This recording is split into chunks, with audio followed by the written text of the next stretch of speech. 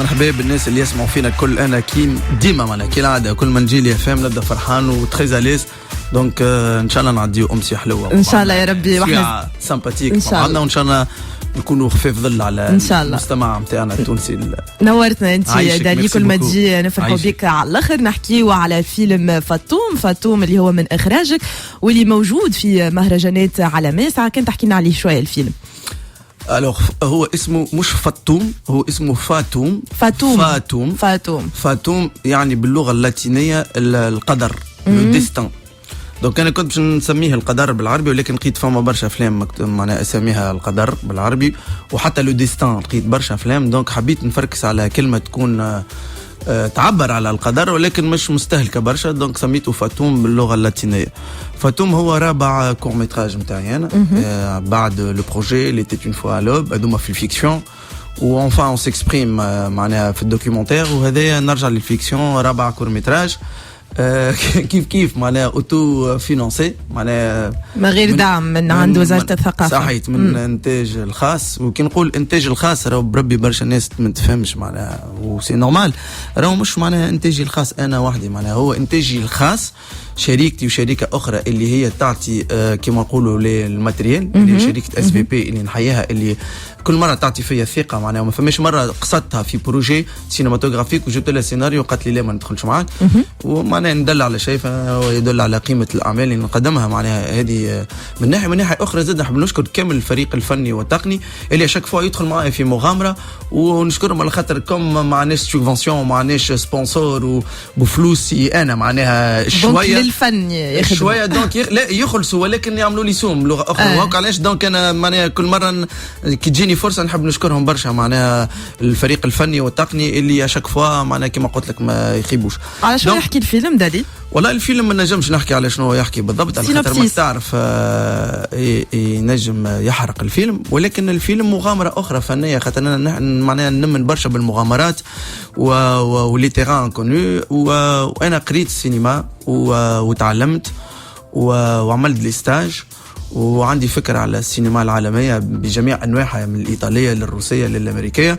ولكن أشاك فوا ندخل في بروجي سينماتوغرافيك نتحرر روحي من المدارس السينمائية اللي قريتها الكل، ونحاول نعبر وإلا نحكي سينمائيا بتبيع من قلبي.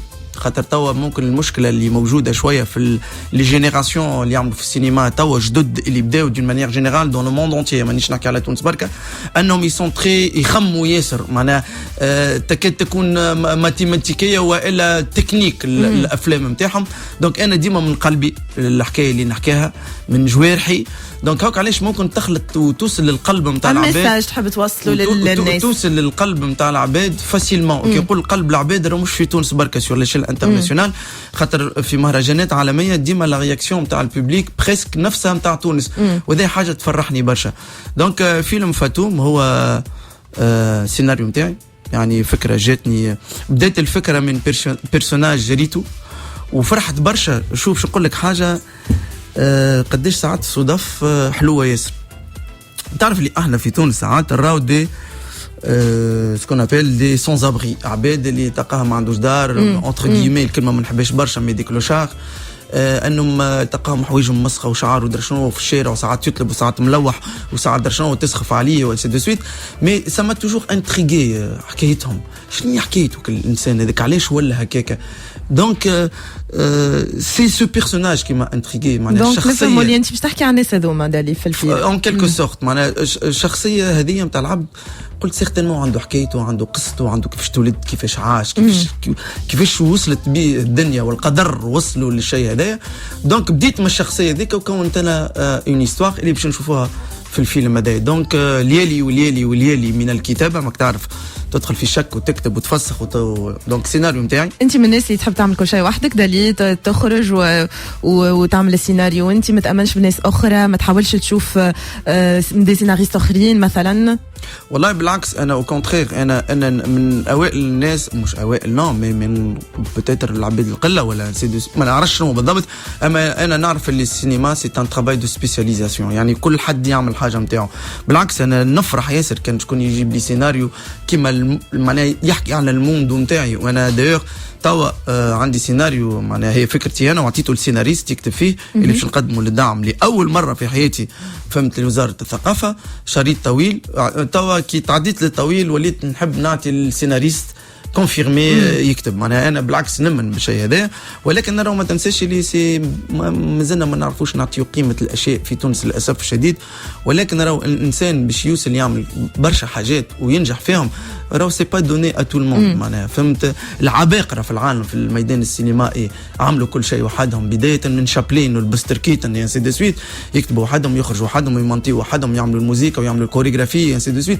سي با دوني ا تو الموند وانا اذا كان وصلت اليوم باش نجم نعمل حاجات هذوما مش من عدم انا كما تعرف وكما يعرفوا الناس المستمعين الكل اني تولدت في الميدان هذايا وتعلمت قبل ما نمشي نقرا لبرا تعلمت ومعناها انا كما نقول لهم ساعات راني خطواتي الاولى كانسان مش كفنان عملتها فوق الرقعه يعني انا كانت امي وبابا يزوني معاهم بيبي تربيت في الفن دونك تعلمت سيرتو تعلمت الاليات كيفاش نحضروا مسرحيه كيفاش نصوروا فيلم ومن بعد تغرمت ومن بعد مثلت ومن بعد قريت ومن بعد انسي دو سويت دونك اليوم اذا كان نمس برشا حاجات في القطاع السينمائي سي كو راهو عندي فكره عليهم مش هكاك عشوائي. الفيلم فاتوم هكا فاتوم موجود في FATUM فاتوم دونك انا قريته فاتوم هاي برشا يسخلوه اسم نتاع اسم البيرسوناج فاطمه وفاتومه عندنا موجوده باش يكون موجود في الايام القرطاج السينمائيه اللي باش تكون بيانتو لو 26 ان شاء الله الافتتاح باش يكون موجود في المسابقه الرسميه ولا هو انا نجي لو 26 من مهرجان سينماد السينمائي في مونبلييه وما ادراك ما مهرجان سينماد اللي هو يعتبر ثاني اكبر مهرجان نتاع السينما في فرنسا مهرجان مهم جدا وفرحت برشا انه الفيلم تاعي باش يكون في المسابقه الرسميه والفيلم القصير الوحيد التونسي اللي باش يكون موجود في المسابقه هذه دونك اون فا ريبريزونتي لا تونيزي dans ce festival grâce à ce film Fatoum donc وباش يكون من بعد جيست بعده قد هو باش يعمل جوله بالعديد من المهرجانات الهامه منها القاهره ومنها لندن وبرشا مهرجانات اخرى ولكن من مونبلييه في المسابقه الرسميه ديريكتومون الى ايام قرطاج السينمائيه في البانوراما اللي هي سيكسيون مسمينها سنة ريغارد سور لو سينما نظره على السينما التونسيه نجيب عياد الله يرحمه وينعمه والله معناها تقعد مش في المسابقة معناها لا مش في المسابقة وهذا شيء أسفني ياسر وهذا معناها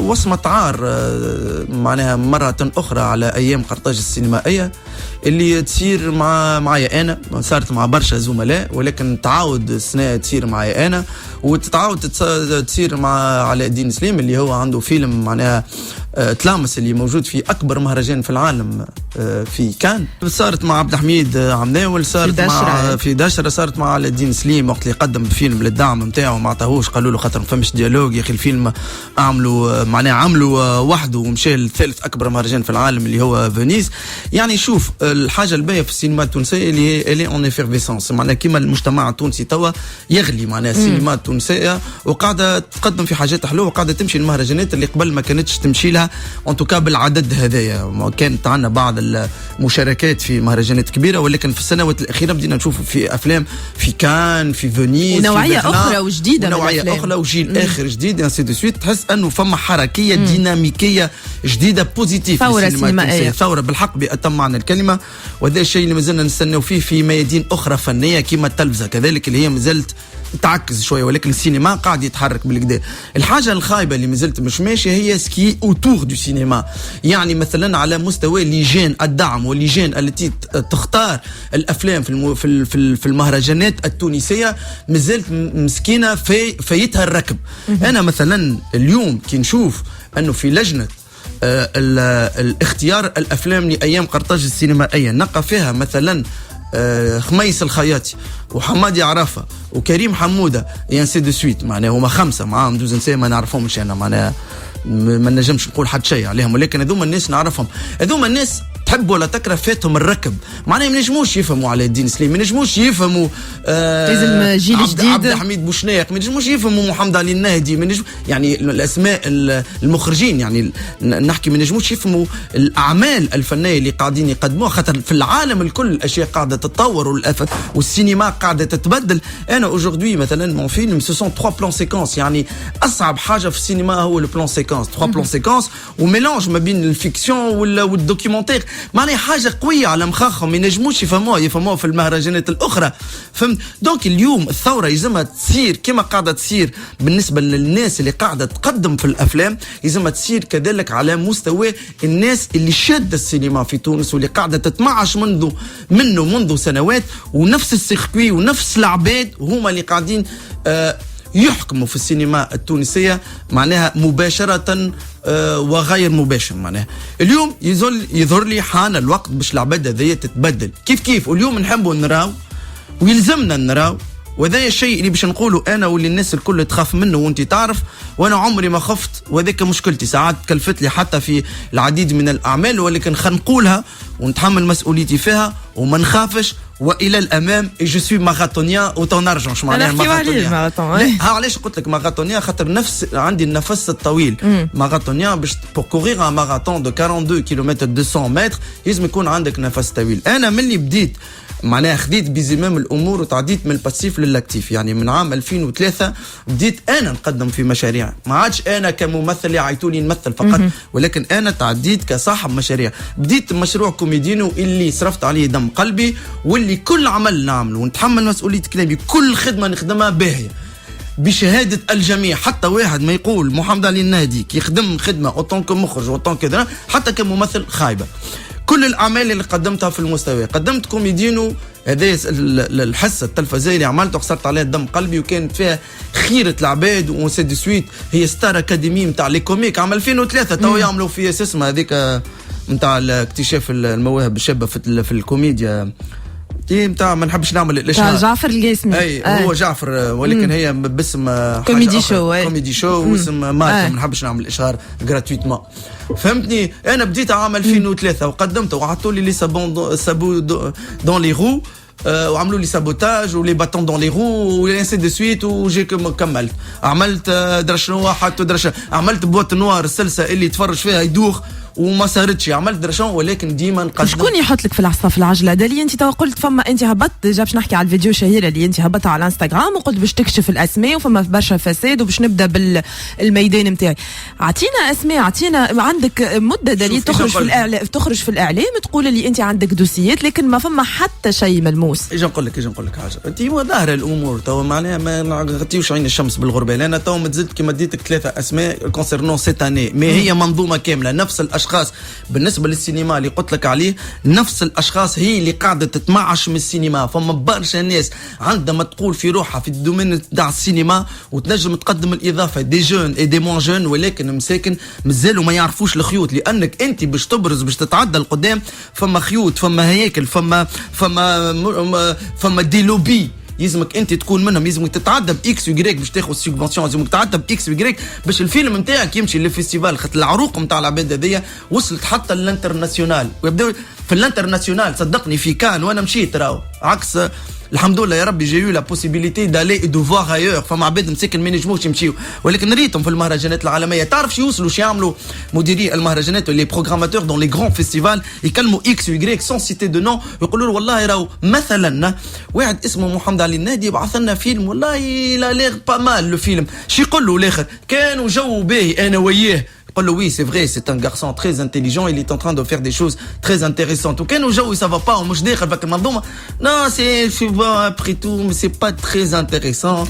دليل مش قاعد يعني تعيش في دور الضحيه انت هوني؟ لا ماكش قاعد تعيش انت، الناس كل متكتله عليك، الناس كل ما تحبكش تتعدى. انت قولتني في حاجه ما قلتهاش، انا ما قلتش الناس كل متكتله عليا، قلت لي باتون فما دون لي رو، ولكن الحمد لله يا ربي انا اليوم جاي بحذاك مانيش باش نحكي على لي باتون دون لي رو، انت حبيت تفهم حبيت نفسر لك كمان. أنا اليوم جاي قاعد نحكي لك اللي الفيلم نتاعي موجود في مهرجانات عالميه والحمد لله. الدور الضحيه كي تشد بلاستيك وتبدا هكاك وتقول ولا دار شو ما تقدمش وما تعملش وما تنتجش وما تخدمش، انا قاعد نخدم والحمد لله. عملنا خدمت كممثل السنه عندي 2 أفلام يعني الحمد لله قاعد نقدم كل شيء، ولكن انا من شيت النجم راه نشد الكوان نتاعي ونقول انا قاعد نخدم شي يمني فيهم دبروا راسهم الاخرين. لا انا اليوم نحب نحكي ونحب نفضح ونحب نقول اللي فما برشا ناس قاعده تتظلم في الميدان السينمائي، وهبط فيديو وقلت باش نبدا نفضح ونبدا نقول وباش نبدا بالميدان نتاعي، وكل واحد لازم يبدا بالميدان نتاعو.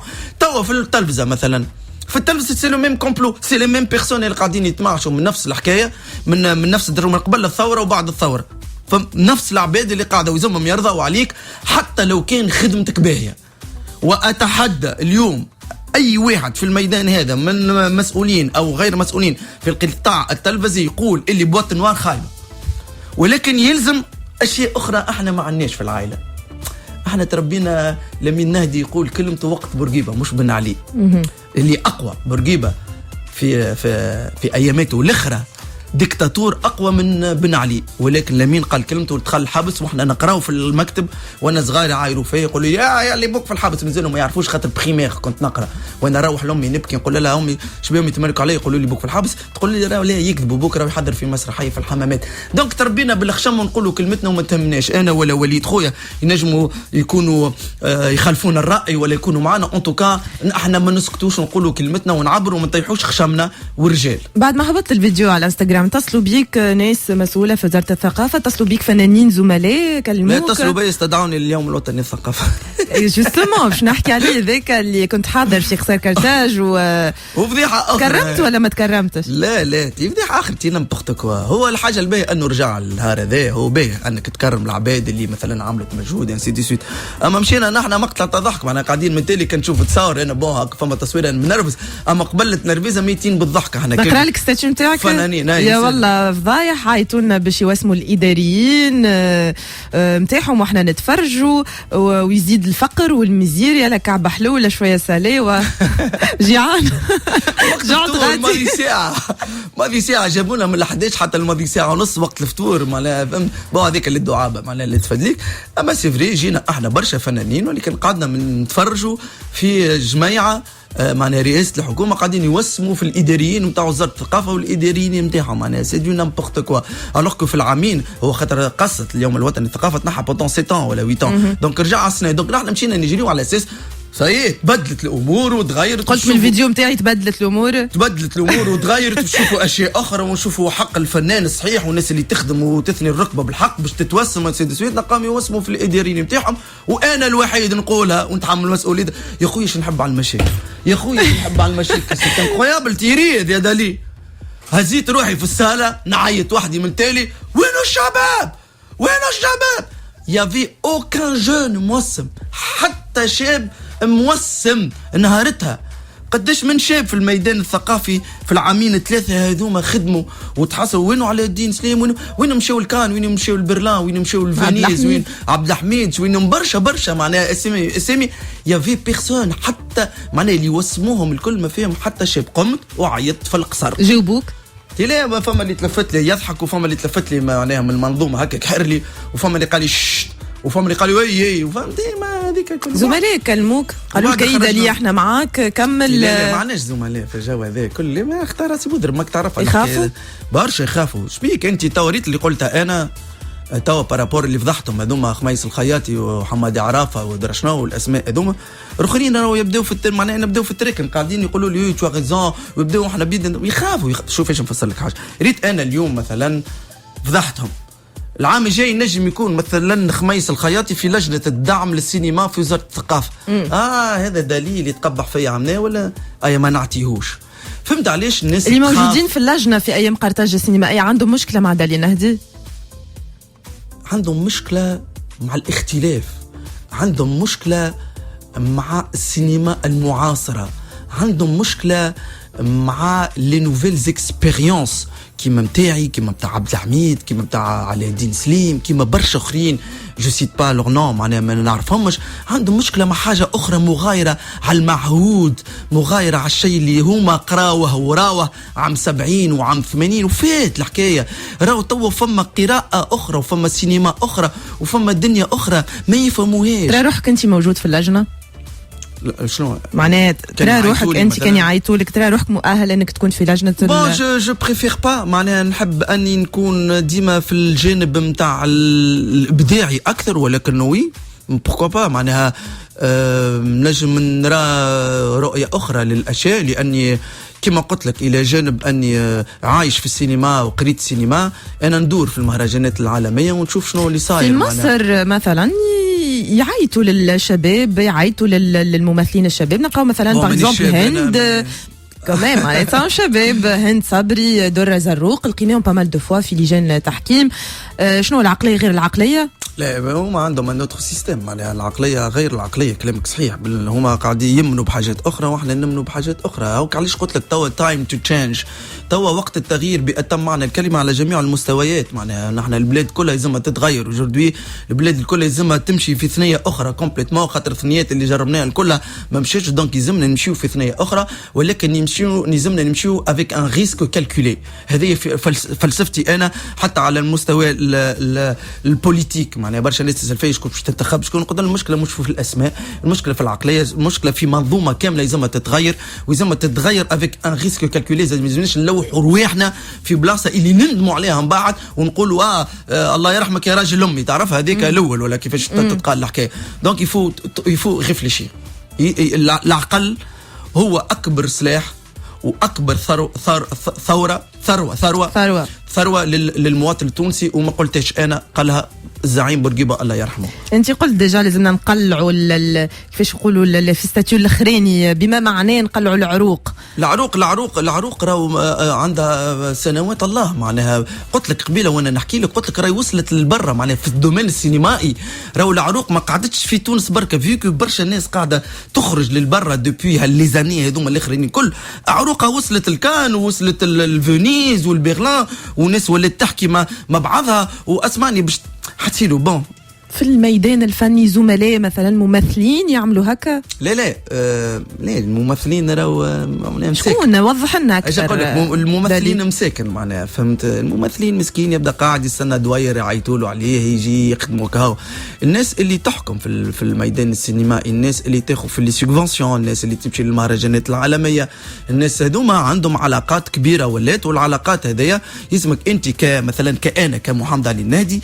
يلزمني انا باش الفيلم نتاعي مثلا يمشي الفينيز ولا شو يلزمني نمشي الاكس وايغري نقول له اسمع برسمك ماك تو دي ريلاسيونيل انت في اسمه كلمها ماما سيل تو بلاي خلي معناها الجو ولا هكايا معناها ما عادش تبعث في انا فرحان برشا بالحق انه فيلم فاتوم بار اكزومبل ما صار ما كلمت حتى حد دخلت على الانترنت جي انسكري لو فيلم اي جو لي انفويي نلقى روحي اون كومبيتيسيون في سينمات اللي هو مهرجان مهم جدا تك بعثته للقاهره نلقى روحي اون كومبيتيسيون الحمد لله يا رب. مغربه شويه داليك تقول لي مهرجانات عالميه يعني في المهرجانات العالميه فما توانسه ياثروا على ناس معناها كما كان بالنسبه للافلام التونسيه ياثروا بالنسبه للافلام التونسيه عندك سمعت شفت شنية الحاجه اللي تخليك متاكد؟ خليني قاعد في الدار انا قبيله نحكي معك قلت لك انا مشيت الكان 4 مرات ومشيت الفينيز برلين ما مشيت اما مشيت وشفت بعينيا كيفاش العلاقات تصير خاطر ما نعرفوش هما راهو نحن علاقاتنا كي صغيره راهو كيما كل عيطه وشهود على ذبيحه قنفوت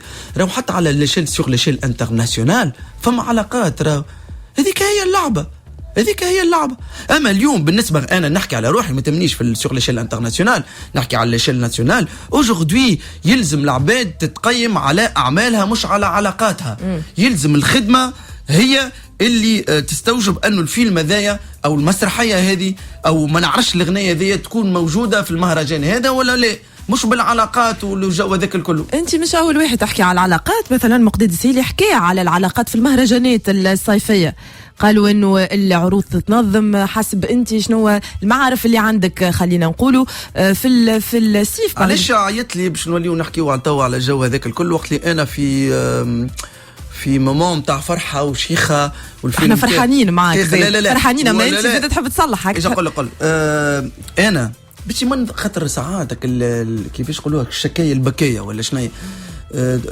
تمشي فيك ليماج هذاك وقت اللي انت مشيت فيك ليماج ديجا وقت اللي انت عندك بوكو دو شوز بوزيتيف معناها عملوا المصور في زوج مسلسلات سني عندي الفيلم نتاعي اون كومبيتيسيون دون دي غران فيستيفال لو موا بروشان نصور مون لون ميتراج عندي proposition un rôle principal dans un autre film je suis en train d'écrire un scénario معناها فما حاجات تري تري بوزيتيف مي سي فري ممكن الظرف اوسي اللي نمروا به البلاد تخلي انه العباد تحب تسمع الخنار تحب تصلح تحب تفضح وانت ديجا خلينا نحكيو كي تحكي يا دالي كي تهبط فيديو هكاك راه اختير انك تتهم دقيقه نكمل الميدان الثقافي لا نكمل الميدان الثقافي تقول فيه برشا فساد فما برشا اسماء معناها الناس الكل تسال اليوم اسكو دالي عنده الادله دالي ديما يتهم وزاره الثقافه ويتهم الثقافه بالفساد واللي فما اسماء لازمنا نحيوهم ونقلعوهم من عروقهم نحبوا نفهم ونحبوا نعرفوا عندك حاجات ملموسه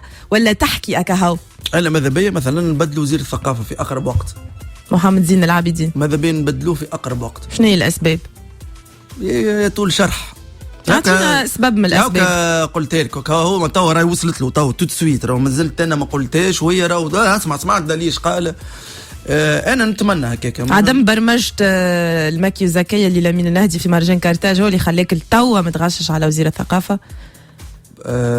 مثلا هذه واحده منهم اما برشا اشياء اخرى خاطر نقعد مع زملاء ونسمع زاد برشا حاجات اخرى كيف عنده زاد كومبلو نتاعو يخدم معاه وعنده ناس تتمعش منه ويشكروا فيه برشا وفرحانين به برشا ما الكومبلو ديما موجود قبيله حطيت صبعك على موضوع جبت على المهرجانات الصيفيه في بالك اللي انا حياتي عندي 20 سنه في المهرجانات الصيفيه علاش قلت لك فك عليا علاش تجبد في حاجات اللي باش نقعد باش نخرج لك الخنار اونكور نتاع المهرجانات فك علينا معناها خلينا في الفرحه خاطر المهرجانات عيسى بيت كيف سي لا ميم شوز عيسى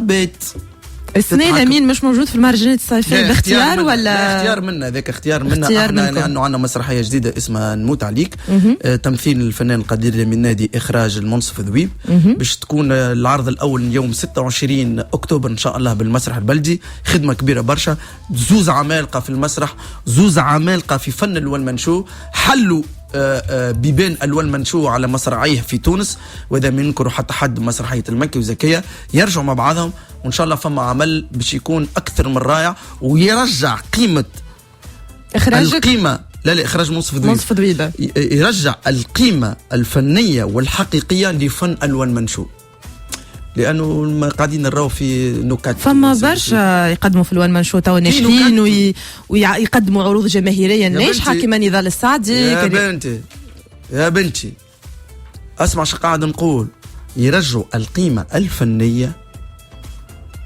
لفن الوان منشو مش معناها الاخرين خايبين الاخرين يعملوا في الانيماسيون ونوع نتاع وان منشو فنيا اقل قيمه من الأعمال الفنية الوان منشو متاع لامين النهدي فنيا أقل قيمة فنيا ينجم تكون فما أعمال جماهيريا أقوى مثلا رغم اللي نشك شوية ولكن فنيا ومسرحيا أعمال لامين النهدي هي الأقوى عبر التاريخ الوان منشو لامين النهدي لا مقارنة مع الجيل الجديد اللي طالع لامين جيل والنضال السعدي ولطفي العبدلي جيل اخر يعني ما نجموش نقارنوهم الزوج شوف هذوما كل اصحابي وانا عملت وان منشو يقرب اكثر للي تسمي فيهم معناها نضال وجماعه من اللي يقرب اللامين باسكو سا سي لا ديناميك سي جون سي دانس سي موزيكا سي انسي دو سويت ولكن مسرحيا وفنيا اللي قدموا لامين ارقى بكثير من اللي نقدموه احنا راني حطيت معهم خاطر انا عملت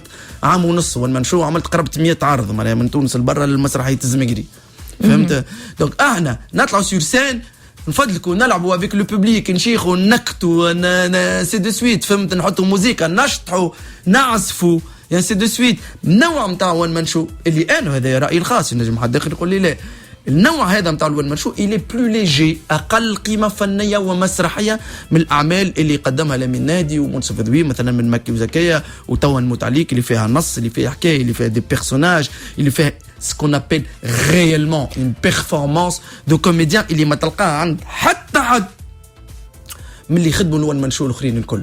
حتى واحد ما تنجم تقول عليه بعد ما تخرج العرض، تنجم تقول لي تحب تقول متنا بالضحك، تنجم تقول عشقنا، تنجم تقول درشو، اما ما تنجمش تخرج تقول كيل بيرفورمانس دو كوميديان اللي تتقال على ما يقدمه الفنان القدير لمين النهدي. اليومور نتاع الفنان الكبير لمين النهدي يقولوا انه ما عادش يضحك دالي، برشا يقولوا سي النكات نتاع لمين النهدي ما عادش تضحكنا.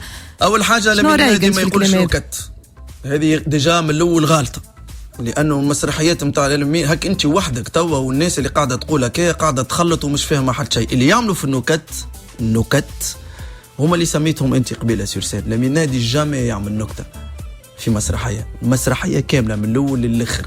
العباد ريتك يقول لك انا مافيا قبيله في الواحد، لانه فما عباد ولات تعمل في باجات كما في السياسه باش تدخل زعما في لي كونكورون نتاعها في الجو هذاك. لا والله ما عادش يضحك، احنا بالفيديو نهبطوا، انا ما عادش عندي ثقه في حتى حد، ولا كي نعرضوا نهبلوا الفيديو اللي العباد طايحه في القاعه بالضحك، اللي لي فامي اونتيير.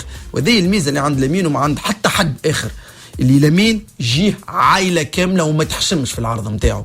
عائله كامله يعني يقول عائله كامله بالجد والجده، الجد والجده والبو والام والابناء، ويتفرجوا ويموتوا بالضحك ويخرجوا فرحانين وشيخين، ولا تحشموا ولا دورت وجهها ولا عملت هكا ولا خرج الواحد وخلى امه كهو حشم من الكلمه تقالت قدام امه هكا باش ما يقول حتى شيء، خرج وخلاه.